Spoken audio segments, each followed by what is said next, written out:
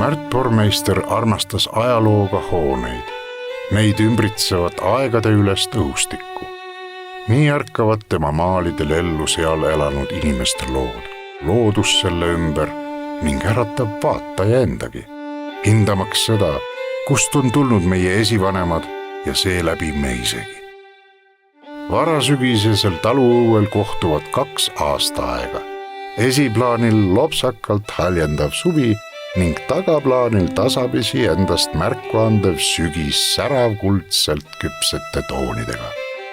Ent vaadake, millise kergusega Pormeister need üheks kompositsiooniks ühendab, andes edasi looduse iga-aastast romantilist üleminekuaega.